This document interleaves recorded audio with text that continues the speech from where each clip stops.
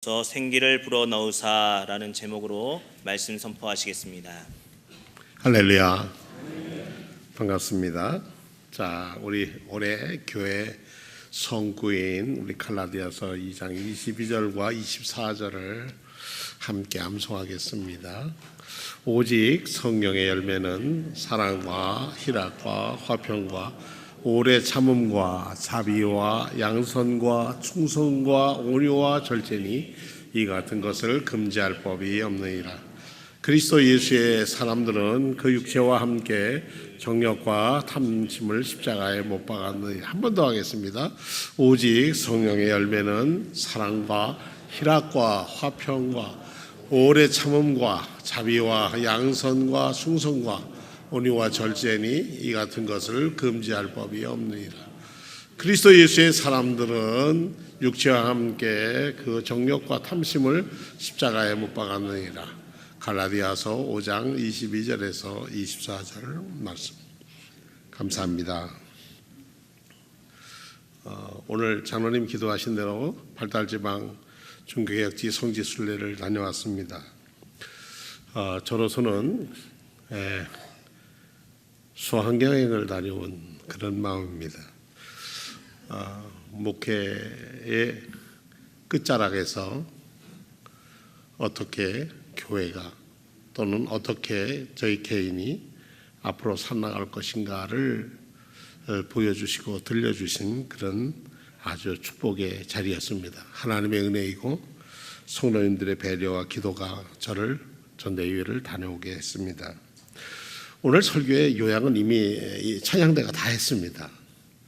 그 이름은 예수다 그랬는데 그렇습니다.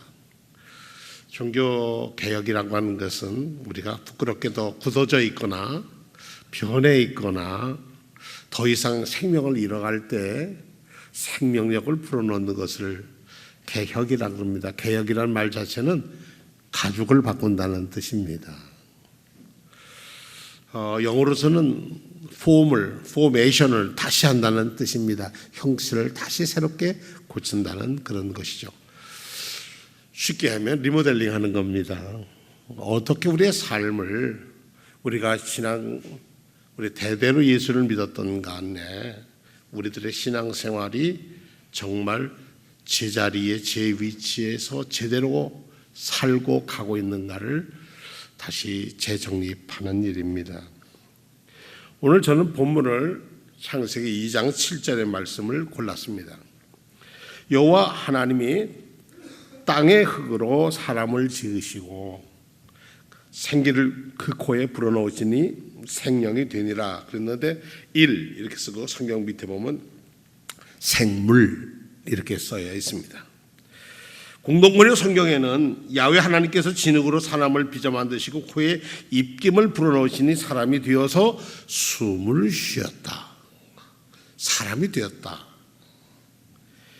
표준 사변역 성경에는 주 하나님이 땅의 흙으로 사람을 지으시고 그 코에 생명의 기운을 불어넣으시니 사람이 생명체가 되었다. 이렇게 얘기하고 있습니다. 세계 역사의 가장 분수령이라고 하는 고대, 중세, 근대, 현대를 잇는 그 분수령이 하나였던 1517년에 마르틴 루터의 종교개혁은 그 당시로 된 것이 아니라 이미 거슬러 올라가서 100년 전으로 거슬러 올라가면 위클리프라고 하는 사람이 사제들만, 신부들만 볼 수 있는 성경을 우리 모든 사람들이 함께 말씀을 읽고 하나님 말씀에 살아야 하겠다는 그런 열망을 가지고 성경의 번역으로부터 시작합니다. 성경의 재발견이 종교개혁이라 이렇게 얘기해도 과언은 아닙니다. 성경은 몇 소수자들의 목사나 누가 믿음 있는 사람들이 가지고 있는 게 누구에게나 다가오시는 하나님의 말씀으로 인해서 하나님의 자녀되는 것. 바꿔 얘기하면 하나님을 하나님 되게 하는 역사가 우리 그리스도인들이 바로 살아야 할 과제라고 하는 것입니다. 위클리프나 존 후스나 에레스무스 이런 사람들은 전부 다 성경을 사랑했던 사람들입니다. 성경이란 말은 성경전서의 줄임말로 성경, 성서 이렇게 우리는 말합니다. 그러나 그 당시에 그들의 몸부림이 그대로 받아들일 수가 없었습니다. 체제적인 교회에서는 우리 그것을 받아들일 수가 없습니다. 서방 교회인 가톨릭 교회는 그것을 받아들이면 자기의 체제가 흔들리게 되었습니다. 그 체제를 유지하기 위해서 그 체제의 유지의 방편으로서 저들은 도그마, 교리에 매이게 된 것입니다. 첫 번째 여러분들에게 오늘은 우리가 성찬식이 있어서 긴 설교를 드릴 수가 없습니다만 따로 한 번 더 말씀을 드릴 기회를 갖겠습니다. 얀 후스라고 하는 사람은 1372년에 태어났을 거다. 아주 정확하진 않고 돌아가신 날짜는 1415년 7월 6일 체코의 프라하 광장에서 화형을 당했습니다.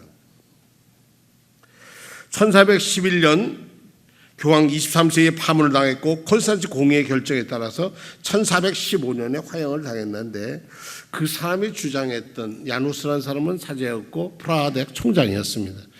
그리고 황제가 아주 사랑하는 지성인이고 지식인이었고 신학자였습니다. 그들이 가지고 있는 그 모라비안 족속들이 가진 신앙의 전통은 지금까지 우리 감리교회에도 이 모라비안의 전통이 한 부분 흘러들어와 있습니다. 18세기 이후에 설립된 모라비아 교회가 이 체코의 개신교라고 불리지만 어쨌든 개신교의 한 모습으로서 지금까지 이어지고 있습니다. 무엇을 개신하려고 했을까? 얀 후스는 설교를 통한 각성, 지식인의 의식화, 정치적 중립화, 면죄부 반대에 대한 개혁운동, 성만찬을 통한 개혁, 성서 번역을 통한 개혁, 성직 매매에 대항하는 그런 개혁운동들을 하려고 했습니다. 자세하게 너무 한 사람의 생애에 대한 것이기 때문에 역사에 한정하기 때문에 다 말씀을 드리지 못하지만 그는 자기의 일생을 살아가면서 7가지의 명제를 가지고 살았습니다. 첫째, 진실만을 찾으라. 두 번째, 진실만을 들으라. 세 번째, 진실만을 배워라. 네 번째, 진실만을 사랑하라. 진실만을 말하라. 진실만을 지켜라. 죽음을 두려워하지 말고 진실만을 사수하라.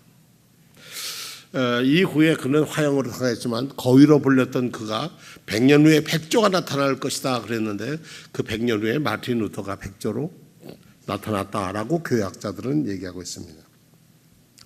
이 가운데서 저는 이 단성론과 양선론에 대한 얘기만 오늘 잠깐 드리려고 합니다. 우리 교회에는 양형 영성체를 받습니다. 우리가 드리고 있는 예배의 성찬식을 통해서 우리는 그리스도의 몸, 그리스도 안에서 그리스도와 함께 그리스도를 통하여 사는 하나 되는 그리스도와 하나 되는 삶의 형태로서 우리는 성찬식을 행합니다. 그래서 누구에게나 우리 떡으로 표현되는 작은 병과 그리고 작은 잔의 포도주를 나눕니다. 그런데 어느 교파에서는 그것을 그렇게 지키지 않고 포도주는 사제만 막을 수 있고 떡은 나눠줬습니다. 둘 다 성경의 가르침대로 하면 예수께서 잡히시기 전날 밤에 떡을 떼서 죄들에게 주셨고 또 식후에 잔을 가져 돌리시면서 말씀하시기를 이런 내 피라. 이런 양성, 단성이 아니라 양성, 빵과 떡이 피가 따로 가는 게 하나만 나누는 것과 둘을 나누는 것의 차이입니다. 둘을 나누게 되면 뭐가 되고 하나가 나누면 뭐가 되는가? 둘을 나누면 모든 사람은 그리스도 안에서 평등한 사람이 되는 것이고 하나를 나누면 사제와 평신도는 구분이 되게 됩니다. 이건 엄청난 종교의 성직의 차이가 됩니다. 부끄럽게도 지난번 우리 감리교 총회에는 세례를 받지 않은 사람에게는 우리 성례를 베풀지 아니한다, 성찬을 베풀지 아니한다 했는데 그것이 지금 유효하지는 않습니다. 왜냐하면 우리 감리교를 세운 존 웨슬리의 가르침에 따르면 우리는 어떻게 하느냐, 누구든지 그리스도를 주님으로 모시고 성찬을 받고자 하는 누구에게나 우리는 성찬을 베푼다. 그것이 우리 우리를 감리교회를 있게 하신 분들의 기본 정신이었습니다. 우리는 양성론자이지 단성 영성체를 하지는 않습니다. 오늘 여러분들은 그 자리에 오셨는데 사실 이것 때문에 1415년에 얀 후스는 화형을 당하게 됩니다. 아주 무서운 일이었습니다. 그러나 지금까지 체코 사람들에게 체코의 프라하의 광장에 제일 귀한 tin 성당이 보이는 자리에 그가 서 있고 그가 죽음으로써 그곳에 지키고 있는 화형당하고 있는 체코의 신앙 양심인 얀 후스의 얘기에는 이렇게 마지막 밑에 이렇게 써 있습니다. 서로 사랑하라. 모든 이들 앞에서 진실을 부정하지 마라. 그것이 체코 사람들에게 주는 얀 후스의 유언이었습니다. 서로 사랑하라. 양성론 단성론 돼서 서로 싸움하는 그런 것에서 벗어나야 한다. 또 하나는 모든 일 앞에서 무엇이 진실인지 진실을 부정하지 마라. 목숨을 위하라면, 목숨이 내달라면 목숨도 주어서 진실을 지키라. 그 나라가 지금까지 있는 것입니다. 1517년 종교개혁을 통해서 마틴 루터는 이렇게 고백합니다. 마틴 루터는 교회를 새로 분리해서 나오려고 하는 생각은 전혀 없었습니다. 그는 가톨릭 수사였고 그가 원하는 것은 이런 것이었습니다. 왜 종교개혁을 해야 되는가 하는 95가지의 이해제. 그 원제목은 면제의 능력과 유효성에 대한 논쟁이라고 하는 95가지의 논쟁의 제목을 내으면서 앞부분에 이렇게 얘기를 하고 있습니다. 왜 이 논제를 내놓는가? 왜 이것이 교회가 새로워지는 길인가에 얘기해서 우리 주 예수 그리스도께서 회개하라고 말씀하셨을 때 그분께서는 믿는 자의 삶 전체가 회개하는 생활로 이루어지기를 바라셨다. 하나님이 오늘 여러분을 이 자리에 부르신 것은 회개하기 위해서 부르셨다. 부르신 목적이 뭐냐면 우리를 늘 우리 신자의 생애는 회개의 생애이다. 두 번째, 이 말씀은 고백성사 그 고해와 속죄와 사죄에 집행되어야 한다는 것을 받아들일 수 없다. 누구에게나 마찬가지다. 하지만 이 말씀은 단지 마음만으로 회개라고 하는 뜻이 아니다. 마음만 회개합니다 하는 건 회개가 아니라는 거예요. 그저 진심으로 행하는 회개를 통해서 유교에 대한 금욕적 생활에 몸에 잘 배어나지 않는다면 아무런 소용이 없다. 생활 속에서 나타나야 한다. 네 번째, 사람이 자기 자신을 미워하지 않는 한 죄에 대한 대가, 즉 마음으로부터 우러나오는 진정한 참여는 우리가 하늘나라에 들어갈 때까지 계속될 거다. 이러면서 이제 면접에 대한 얘기, 이런 얘기, 저런 얘기를 다 쓰고 맨 끝에 가면 이렇게 얘기합니다. 92개 교회 가면 그렇다면 평안하지도 않는데 그리스도를 믿는 사람을 향해서 평안 있어라는 부르짖는 예언자들은 다 물러가라. 93개죠. 십자가도 없는데, 그 삶의 십자가도 없는데 그리스도를 믿는 사람에게 십자가라고 부르짖는 예언자들은 모두 신의 은총에 참여하기를 빈다. 94번째, 기독교들은 벌이나 죽음이나 지옥을 통해 자신이 선두가 되신 그리스도를 부지런히 따르도록 가르침을 받아야 한다. 우리의 앞서가신 주님을 따라가야 한다. 마지막 95개죠. 따라서 잘못된 평안을 지키는 것보다 오히려 수많은 시련을 겪음으로써 하늘나라에 들어갈 수 있도록 확신하라. 저는 제 삶을 통해서 이번 성지순례를 통해서 주님이 저희를 향하여 하는 말씀이 내가 하나님께로 다시 나아가라. 내가 말씀 앞에 다시 서라. 내가 말씀을 다시 들어라. 그리고 그 말씀대로 전하라. 그것이 내 삶이다. 그거 하지 않는 것 회개하라. 이런 말씀으로 제게 다가왔습니다. 이번에 가면서 제가 책을 한 권 들고 시간이 되는지 책 한 권 들고 와서 있는데 반원을 읽었습니다. 여러분들이 작는 하나님의 임재 연습이라고 하는 그런 책이었습니다. 우리 성도님들도 읽으셨을 텐데 하나님 앞에 늘 서 있다. 하나님의 말씀 앞에 늘 서 있다. 하나님의 성찬 앞에서 나의 과거의 부끄러운 것, 죄에 대해서는 예수 그리스도의 피로 씻으신 바, 예수 그리스도의 말씀으로 나의 양식을 삼아서 내 삶이 그리스도 앞에서 바르게 살아가는 길, 나는 부족하고 연약하고 죄인이지만 이 성찬을 받을 때마다 우리의 삶이 그리스도 안에서 새로워져야 한다는 다짐, 이런 다짐이 교회를 새롭게 할 것이고 개혁을 할 것이고 이를 통해서 교회는 하나님의 역사를 이루는 천국으로 변할 것이다. 이런 믿음을 갖게 됐습니다.